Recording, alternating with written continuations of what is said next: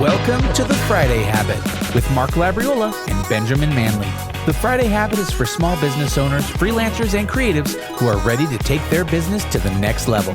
Join us as we discover how to apply the strategies we learned to grow our businesses, make more money, and live every day like it's Friday.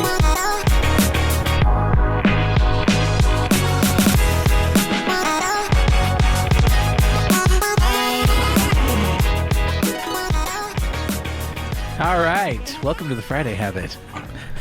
I'm excited, Mark. We got some good guests with us today. Tell me about it, Ben. Well, Mark, we have another Mark Ackler, and we have Mert Isheri, and I will read a couple intros here, and you guys can correct me when I mess up, okay? So we got Mark. Mark's an early employee of Apple and head of innovation at Redbox. He's been creating and investing in tech startups since 1986. Side note, that was the year I was born. Today, he is a founding partner of Math Ventures, a technology venture capital fund, and an adjunct professor at Northwestern Kellogg School of Management. Matt Isheri he co-founded SwipeSense, a healthcare technology company acquired by SC Johnson in 2020. Before that, he co-founded Design for America, a national network of students using design thinking to create social impact, now part of the IBM Watson Foundation, and he's also currently an entrepreneur in residence at Math Venture Partners. Guys, thanks for coming on the show. That was the longest bios I've ever read. I don't think I did too bad. It was all right. You did great. You did great, man. So excited to be here. Yeah, that's awesome. Really I need a break. You guys go ahead. All right, I got a question for you. Would you rather give up your GPS or Netflix?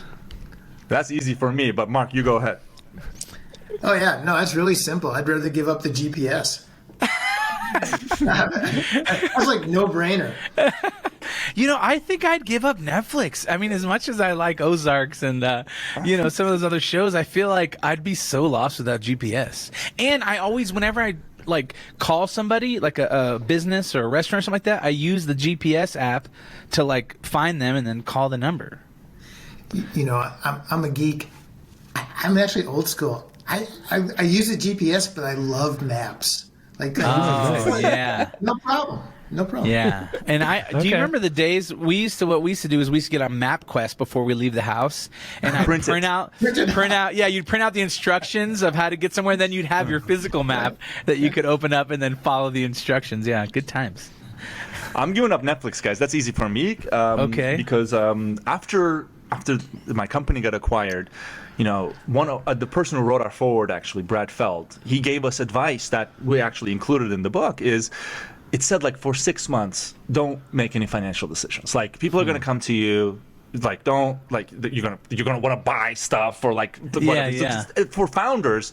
This is literally the first time where you actually have any amount of money, and most entrepreneurs will resonate with this. Look, it's a lot of sweat, blood, and tears that go into making your company, and you get underpaid, you lose out on revenue, money that you could have made as a professional. So it was for the first time I had we're not talking I'm going to buy myself an island money, but it's I'm going to shop from Whole Foods and I'm not going to care about it kind of money. So I had that, and for 6 months I'm I'm not doing anything. Literally month 6, I bought myself a van from Japan, a 1992 Toyota Hiace. I bought this from auction, imported from Japan. It went to Sacramento, drove it back to Chicago. Now I had this super cool, old school, near mint. It had 6,000 miles on it. And this really insane, dope van right now, and I just love driving around in this thing. It's not fancy. Top speed is 50 miles per hour downhill with the wind in your back. So it's not. We're not talking fancy in here. But I just love getting lost in this thing, and without GPS, I'll be a dead bird, man. So I need the GPS much more than Netflix. Totally. Yeah, that's me too. GPS all the way. All right, Mark's the one out where he's he likes that show, and he's got a good brain. He's too smart, He knows how to get everywhere. He's got the streets memorized. He can count up and count down those blocks and be I know exactly where that is. Chicago is a grid. Right. And it's all numbers. It's and I grew up here. I grew up on the south side of Chicago. So I know, yeah. That's right. That's awesome. Well, hey, tell us a little bit about, we heard your amazing bios, and, so it seems like it's almost like with your powers combined, there's nothing you can't do together. But how did you really guys does. meet, and where did this, this whole relationship start? Yep. Mert, why don't you go first? Why don't you tell the story? I met Mark years ago. Mark teaches at Northwestern. He is. He doesn't call himself this. This is my nickname for him. He's sort of like the Yoda of startups in Chicago and beyond. He's sort of like the person that you go to be like, I have a lightsaber. Like what do I do with this? Yeah. And Mark's like, child, sit down. Let me tell you about the Force. He's this incredible give first champion of founders, and I was like a bright-eyed founder who oh man, I can do anything, and I really wanted Mark as an investor, through Math Venture Partners, our venture fund, and I pitched 3 times. It was all no's, all 3 times. It was not nows, which is much different than no. We'll get into that as later part of the conversation. But I really looked up to him and sort of learned from him over years before we decided to sell SwipeSense. And Mark sort of became my sort of unofficial brain trust, where I was like, oh my God, this thing is on fire. Things are falling apart. I need some help. Who are you going to call? Mark was that phone call for me. And he was a tremendous help throughout the exit process. But then afterwards, once the dust had settled and the deal had gone through, he sort of became my, again, unofficial counselor, thought partner, mentor, teacher, whatever you want to call this, a voice of reason that really sort of guided, okay, what were the lessons learned in the exit process? And that really became such an engaging, such a fruitful collaboration. We decided to write a book together and became really, really close in the process. And side note, if you want to be either mortal enemies or lifelong friends with someone, go write a book together. You will learn. You will learn a lot about you, and most certainly about the other person's, everything about them, dietary preferences, sleep habits, you will learn everything.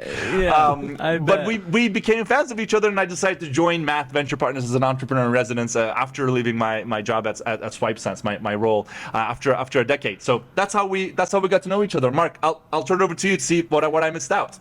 Well, Mark, one thing I was curious about, because you how did you become the Yoda? I mean, it seems like you have a lot of life experience, as an employee of Apple and head of innovation at Redbox, which I'm sure was amazing. But at what point did you turn into that, go from the young Padawan to the Jedi Master? Yeah, when did I become the old guy? I was this young, hip Apple guy and all this. I'm the old fart. I've also been a CEO. I've started 4 businesses from scratch, 4 startups, and I have a lot of scar tissue. I've made a ton of mistakes, a ton of mistakes over the course of years.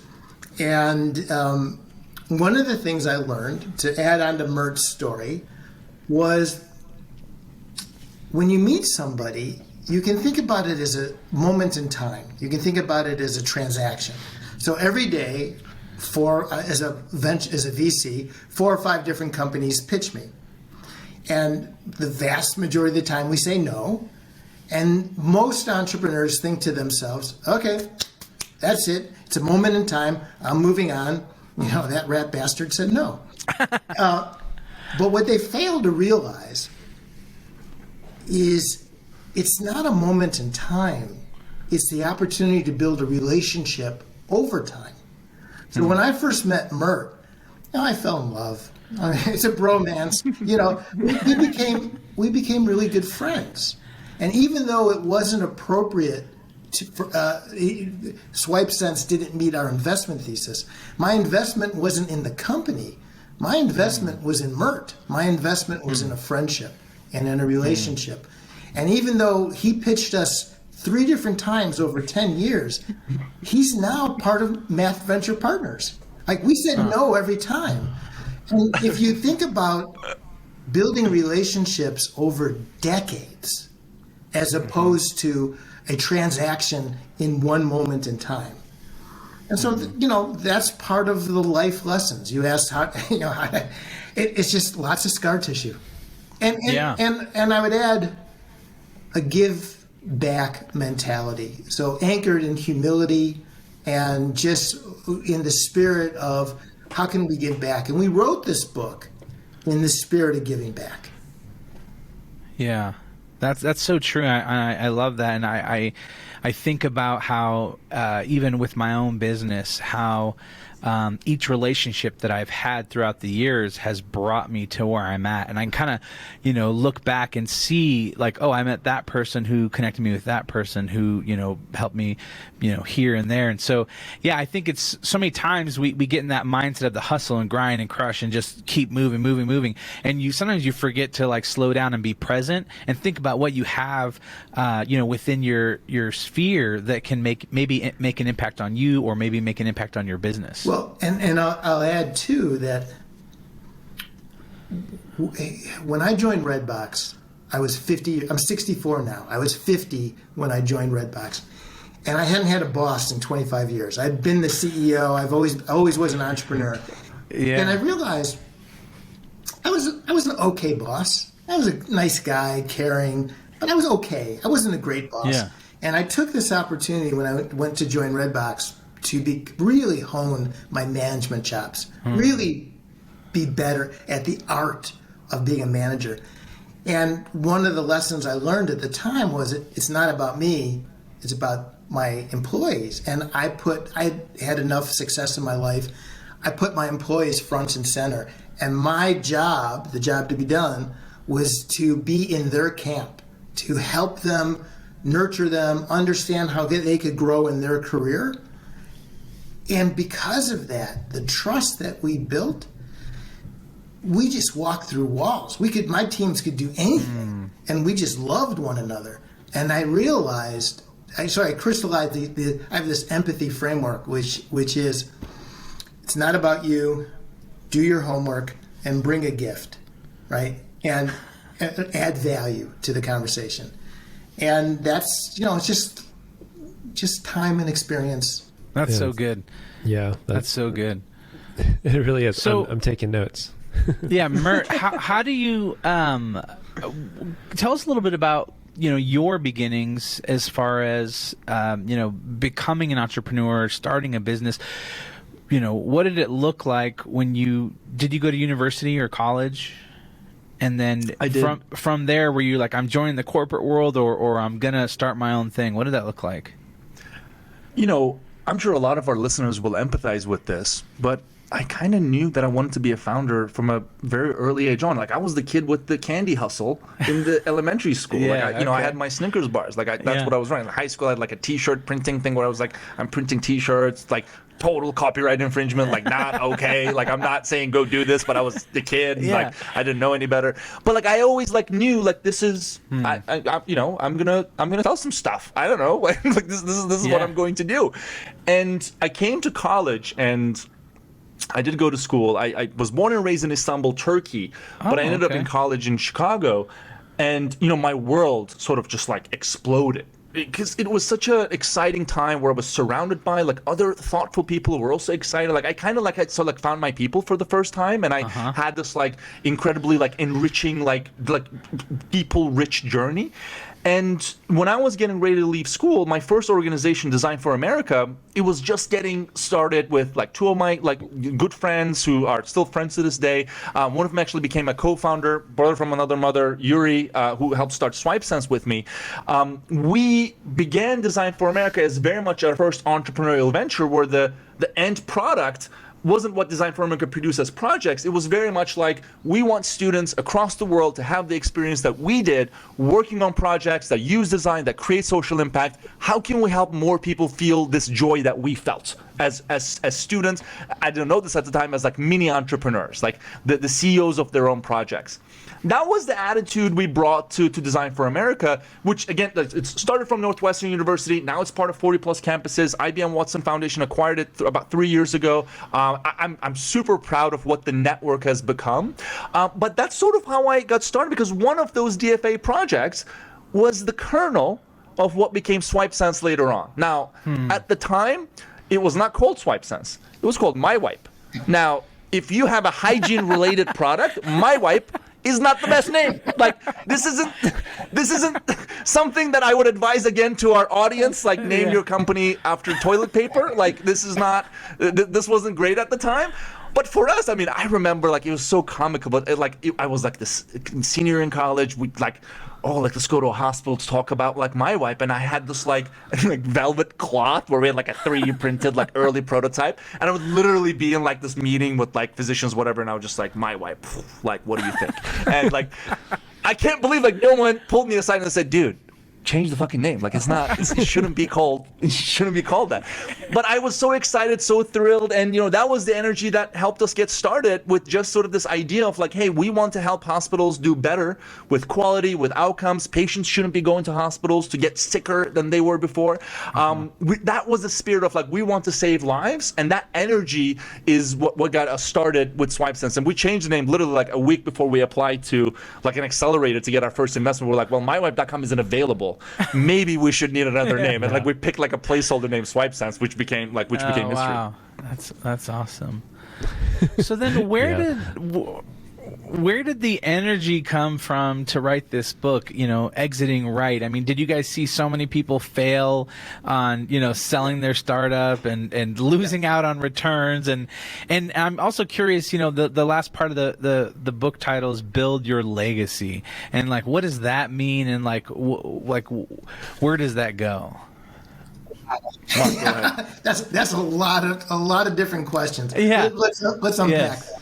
So first of all, there are a ton of business books out there. How to start a business, how to raise money, sales, marketing, culture, HR, messy middle. I mean, there's a ton of books out there. But there's very few books about how to sell your company. And when Mert was going through the process, and afterwards, it was a difficult process, and he was grumbling a little bit. And I said, why don't you write it down while it's still fresh in your memory, so that the next time the acquiring company bought a different company, he could say, hey guys, this is what I went through. Here's how we can make it better. And I poured 10 pages. And in those 10 pages, I looked at Mert and I realized, there's a book here. And the reason there's not a lot of information about how to sell your business.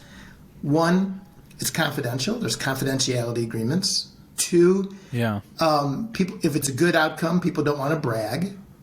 If it's not a good outcome, I'm not exactly proud of it. But we realize that not every entrepreneur has access to more seasoned or experienced guides, coaches, or mentors. So that was the journey. So we wrote it down, and I have to tell you, it was so much fun.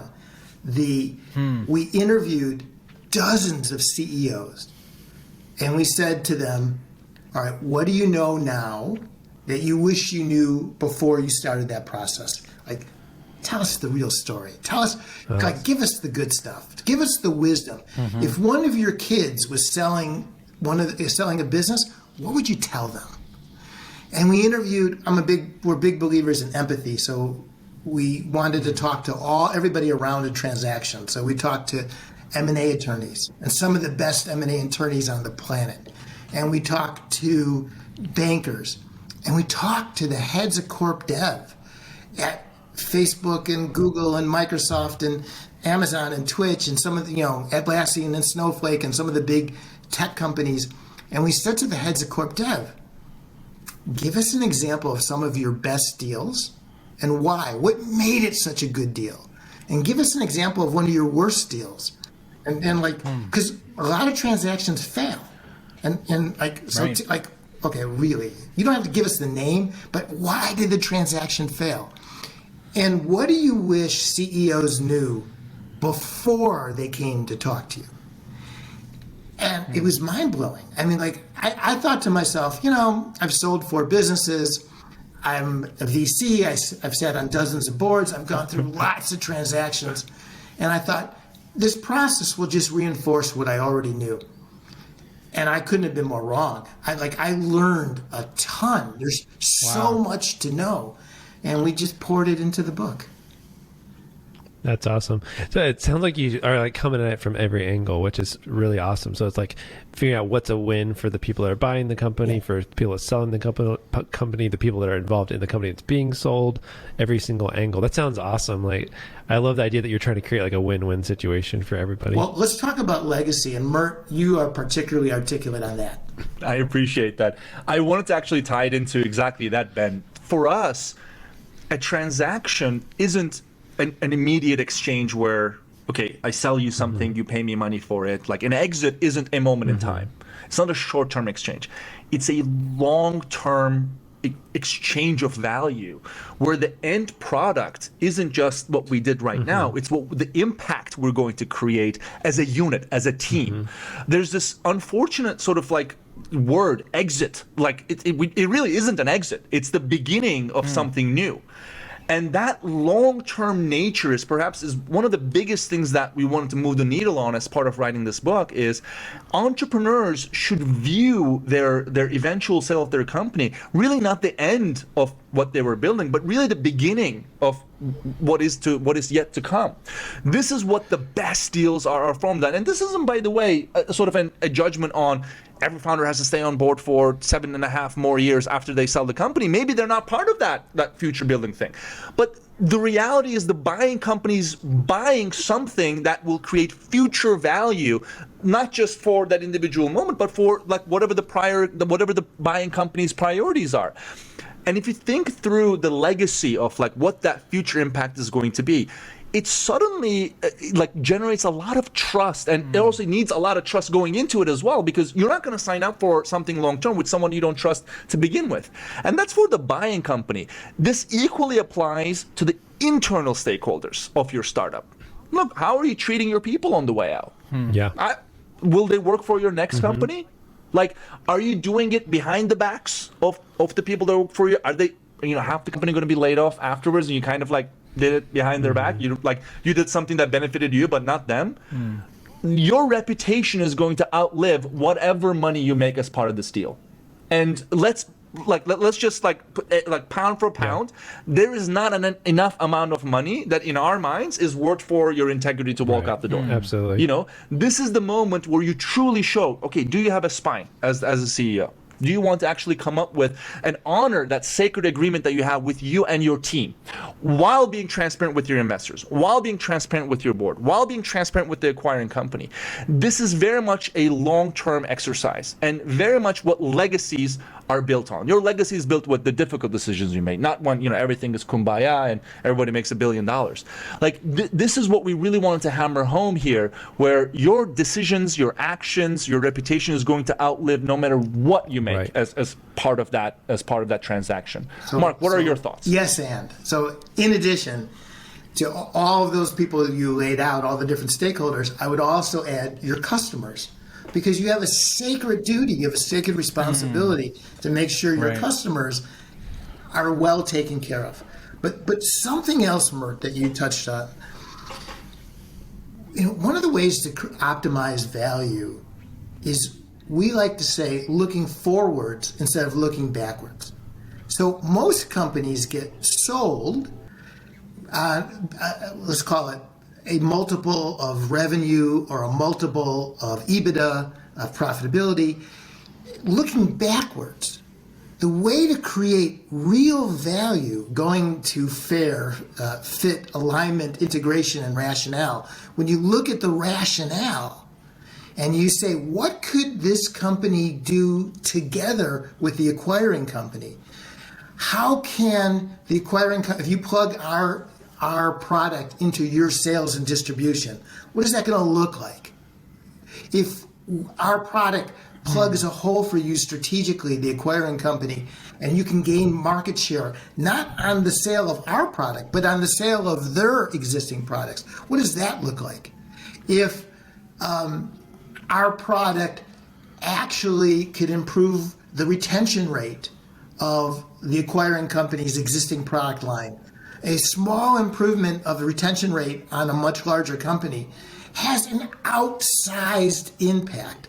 And the best deals, the best way to optimize value is by creating that rationale, looking forward of what the future could look like together. Wow, that's really good. You I mentioned love that. And I want to give a concrete Yeah. example in here. Yeah. A lot of our audience will remember back in the day when I was leaving school, Facebook bought Instagram, right? It was like, holy crap. $1 billion. $1 billion. Oh my gosh. $1 billion. Yeah.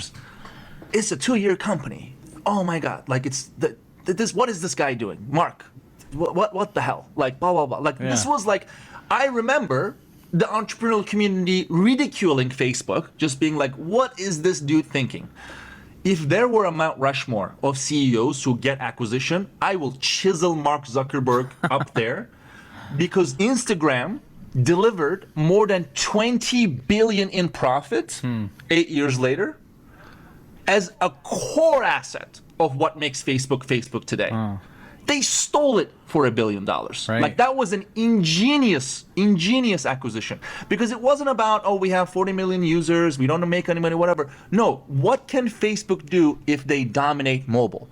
This is a much more interesting question. And to that end, actually, shout out to Kevin, the CEO, Kevin Systrom, the CEO of Instagram. His asking price was $2 billion. Like, imagine the audacity of that dude to ask for $2 billion and not have like a funny face, like while he's doing that, Yeah. with no revenue. Yeah. Because he got it. He understood. Like, look, to them, like what we can do together Right. is worth billions. And look, the final deal ended up being like super valuable, great for all parties. Kevin Systrom ended up like joining Facebook and stayed there for a long period of time. But this is what we want our readers to think through as they think their companies. And look, it doesn't have to be the Instagram and the Facebook, but put yourself in the shoes of the CFO of the acquiring company. Why should they care? How are you going to move the needle for them? Look, we get it. Your numbers are impressive and it adds credibility to what you're saying, but it's not about you. It's about us now. What can we do together? This is how you drive really the maximum price for your company, and frankly, find the right home for your business. Because if you're not excited about that future value, you probably shouldn't be selling your company to that. It's kind of like finding the right chemistry between you and the buyer. I have a super weird kind of dumb analogy, but I'm thinking of like somebody that's like, hey, I found this old lawnmower in the shed and I need to sell it. And they're going to go out and sell it. And instead of like, oh, let me just try to rip somebody off on Craigslist and charge as much as I can for it and hope they don't notice this thing's broken, right? Instead of doing that, they're like, hey, maybe I should sell it to a kid that has a lawn mowing business and maybe that'll bring value to him.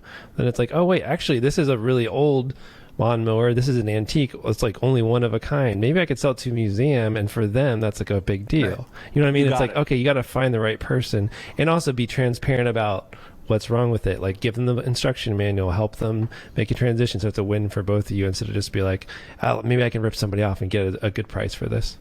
I passed the hot exactly. potato, whatever that is. Like that's the wrong way. And by the way, you're not fooling anybody. Like people don't like sell their companies in a day. Like there's going to be diligence process, months long. Like whatever's wrong, people are going to find out anyway. So why don't we start with trust and just be like, hey, this is what we're about. Actually, I just literally wrote down the word trust on my notes. A couple things here. When we talk to the heads of corp dev at all the major tech companies, we said, what do you wish CEOs knew before they came to talk to you? And universally, every single one of them said, we like to acquire companies that we know, that we trust, that we have relationships with. And so when's the time to start talking to them? Not when you're ready to sell. 2, 3, 4, 5 years before you're ready to sell, because you want to build that relationship. You want to build the trust. And most importantly, you want to be a seeker of knowledge. So when I was the CEO of a company and getting ready to sell, one of the things I used to always do is I'd go to potential strategic acquirers just to say hi, check in, fine. But what I would do is I would ask them, what do you care about? What's your strategic vision? Where are your holes? What are you looking for? Where do you think you're going to be in a couple years? And sometimes it's private and confidential and they wouldn't tell us. But a lot of times, shockingly, they would. And as an entrepreneur, as a smaller entrepreneur, that was great information, because if I knew the larger company was going in that direction, I could sort of subtly shift away, or if I knew that was a hole for them, like dive into that hole and see if I can plug it. So remember that knowledge and trust are a currency that is really important for entrepreneurs to be aware of. I heard you mention earlier the importance of FAIR, fit, alignment, integration, and rational. You've mentioned a lot of those kind of things. Can you break that down for us? And where did that come from? Absolutely. So we want to give credit to one of our favorite folks that we interviewed for our book, Gary Johnson. He ran M&A at Facebook, Apple, Pinterest. Now he runs his own sort of like direct consulting business where he works with founders directly. He's one of the walking legends of like, this is the person that you want to have on your camp when you're selling your company, or you want this person to be the person you're selling your company to because he really just gets it. He coined this phrase, every acquisition needs AIR, the alignment, integration, rationale.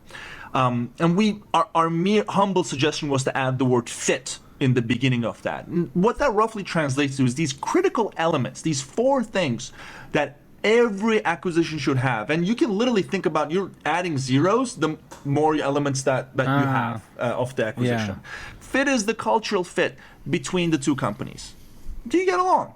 Like, look, if you're a high-flying, tech company that makes, quick decisions, don't really like follow authority as much, you're like way more about like rapid iteration, maybe you won't fare well in a traditional 100-year-old like old moving like Walmart type company. Again, shout out to Walmart, it's a great company, but again, we're talking about cultural things. Like, can you sit next to these people on a plane for 4 hours and like have a great time? Fit. Alignment. Are you aligned?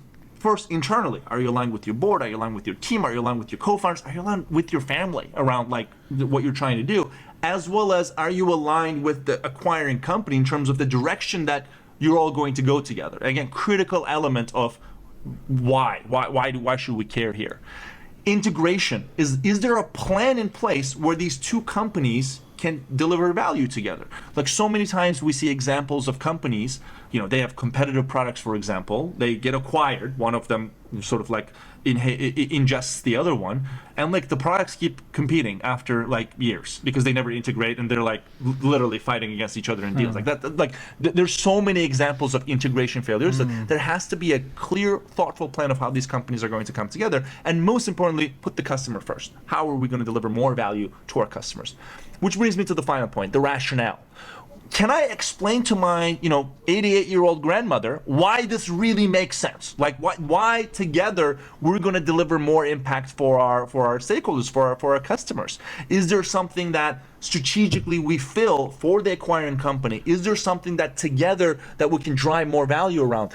Most people, if any, think about this rationale, but the F and the A and the I are equally important in terms of how a deal comes together, because inevitably every deal runs into roadblocks. There are pencils down moments, there are challenges, you mess something up, you like think it like intentional or unintentional, there are like deals are difficult to come together. The medicine for every challenging deal is trust. Is whether you trust the person that's in front of you. That's how you sort of lubricate the sort of when something gets stuck, that's where you add the WD-40 for things to keep moving forward. These elements are trust generators. Think of them as like the battery that you're charging up so that when you're ready to actually make something happen, you're using the energy that you stored up over the years. So you're sort of turning like potential energy into kinetic energy in here. And these are the elements of how you make that happen. That was so well said. Thanks, Mark. We should write a book together. We got so much. Writing this book was really a joy, and one of the things that we got out of it too was this concept of an annual exit talk. And what we mean by that is there's a lot of stigma attached to exits, and there's a lot of in our world, which is more on the technology side, boards of directors, CEOs are hesitant to bring up the subject because they feel like their investors may think, oh, they're losing energy, or they don't care, or their heart's not in it. Maybe I'll get fired if I bring it up. And we came up with this idea, this concept of an annual exit talk, so that once a year, it's regularly scheduled, you're going to be open and transparent, and the CEO is going to have an opportunity to say, how they're feeling. Like, we're kicking butt, a lot of momentum, we're gaining market share, it's way too early, now is not the time. Or, things are starting to slow down a little bit, there's some competition coming, our technology is getting a little bit old in the tooth, or whatever it is. To have an opportunity to have that conversation, and the same with your board and your investors. We're VCs. Every VC fund has a life cycle. It's typically for us, it's a 10-year life cycle. By year 10, we got to get some exits and return capital to our LPs. And so they're starting, the more time progresses, we're starting to feel a little bit of stress and urgency to get that exit going. And VCs don't necessarily talk to each other about fund dynamics and fund timing. And so by creating an annual exit talk, it also gives you the luxury of time. So if you think, maybe 18 months from now, 2 years from now, it'll be the right time, you can start talking strategically. Who's the most likely acquirer? Is it going to be a strategic, a competitor, or a much larger strategic company?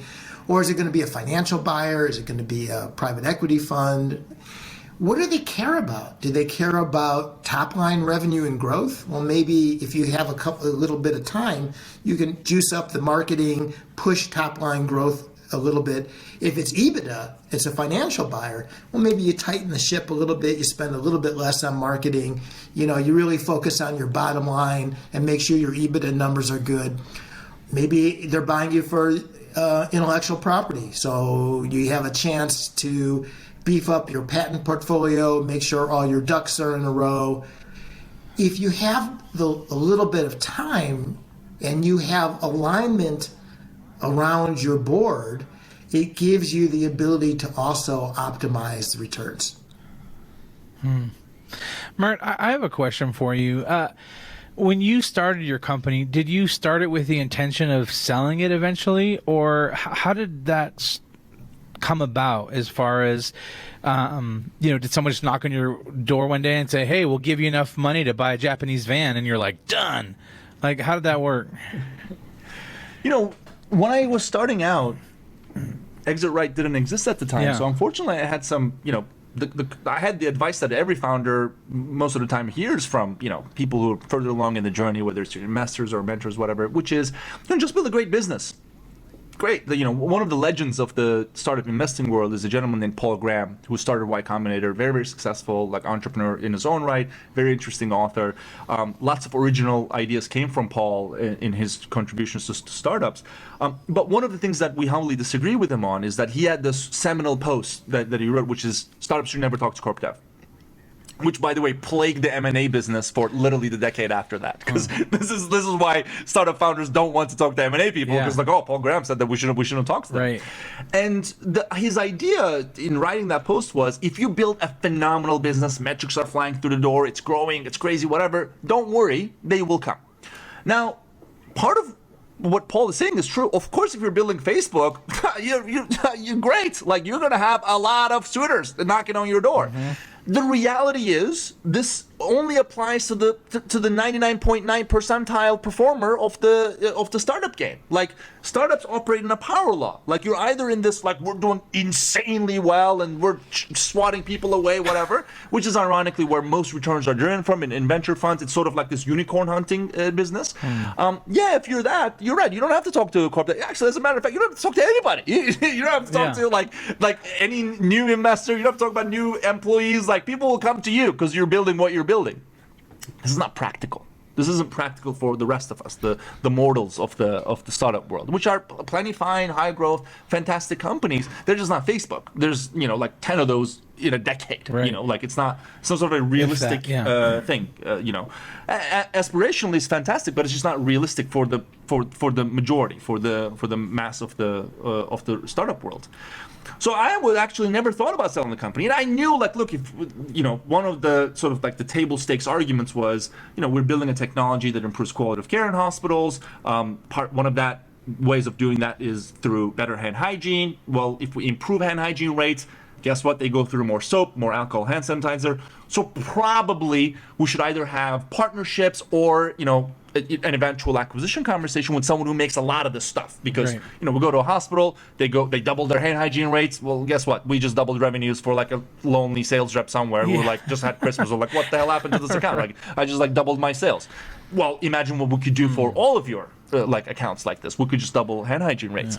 So I knew that, like, I had sort of like a theoretical basis, but I didn't do anything about it. Like, I had this like adverse reaction. All my competitors should rot in hell. Like, I never ever want to talk to them. I don't want to hang out with them. Like, I had this like very toxic relationship with folks that who one day could acquire me, because I was like, I want to win. Like, screw them. Like, I don't want them to win. I want them to go out of business. That was a very short view, again, one-sided, like very anti to what Mark and I were talking about how you build like an ecosystem. Like, think of it like a garden that you're cultivating.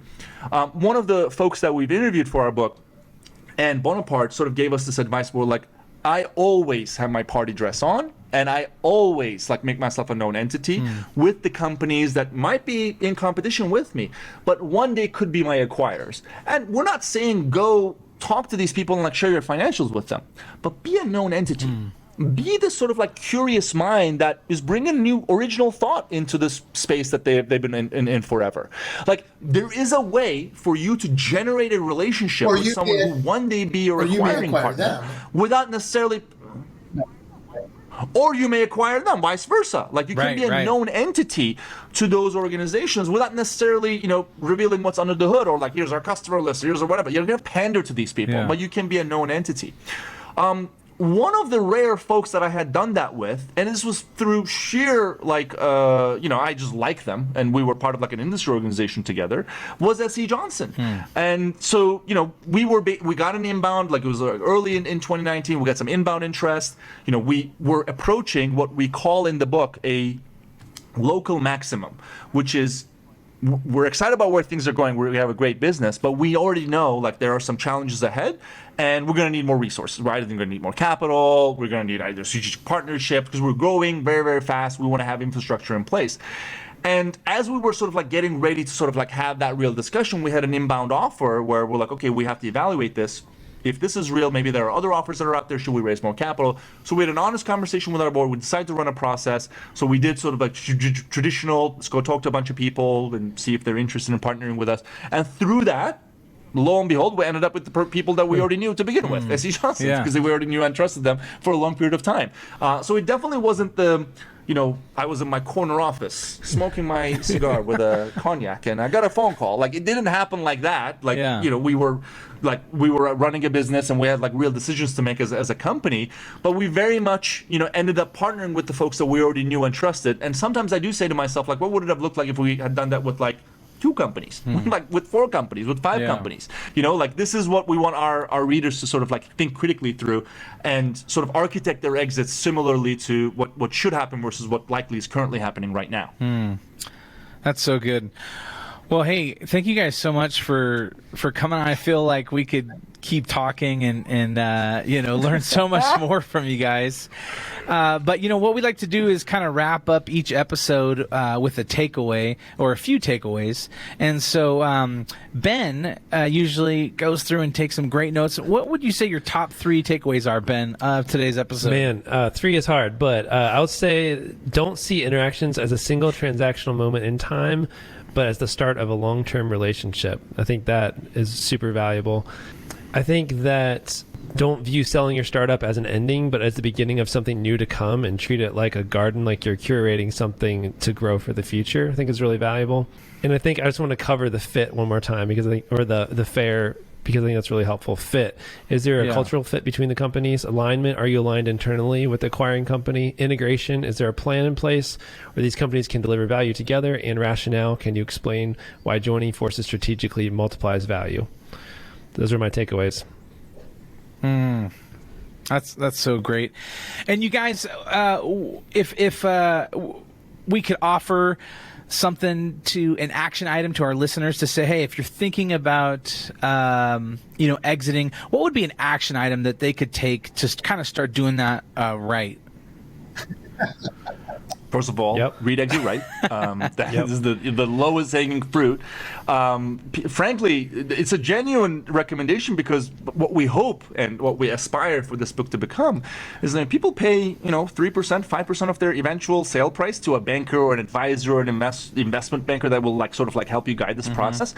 In a lot of cases, for most companies that are selling for less than $100 million, you can probably get away with 20% of the work is contained in the book, the Pareto principle of whatever the exit advice is. So definitely dig into that, but also reach out. We're here to help. We, as Mark said, we believe in sort of giving, and we wrote this book to help founders, and we get these kind of requests from founders all the time, which we're always responsive to, because ultimately, we want more founders to have success in the world, and it doesn't have to be Mark and Mert specifically. Folks who have exited companies are really, really more than willing to sort of pay it forward because there was someone like us to them that helped them along the way, that got them where they are. So don't be shy, don't be hesitant about asking for the support, even if it's just a sanity phone call. It's a long journey, it's an arduous journey, and it doesn't have to be something that you take on your own. You've been doing a lot as a founder enough already, and people can come and sort of support you in this journey. So we're more than happy to be that for you as sort of a sounding board. But we wrote the book with that spirit, awesome. and you should take advantage of that. Where's the best place for people to connect with you guys and get in touch and buy the book? Twitter, LinkedIn, and wherever you buy books, the book is available, like Barnes and Nobles to Amazon. So in this day and age. And by the way, you can go to your local library, and if they don't have it, you can ask them, and every local library will order it for you. So I'm a big believer in libraries. Oh, nice. Yeah. Libraries are so good. Awesome. Well, guys, go to thefridayhabit.com to find show notes for this episode. There you can also find links to our websites and ways to get in touch. At the very bottom of the page, you can download our guide to the Friday Habit System that'll show you how to set aside one full day each week to dedicate working on your business instead of in your business. That's right. And if you enjoyed this episode, please subscribe and leave us a review in Apple Podcasts or wherever you listen to your podcasts. And if you have a question or topic you'd like us to cover, don't forget to record us a quick voice memo and send it to hello@thefridayhabit.com. That's right. And thanks for listening. And until next time, live every day like it's Friday.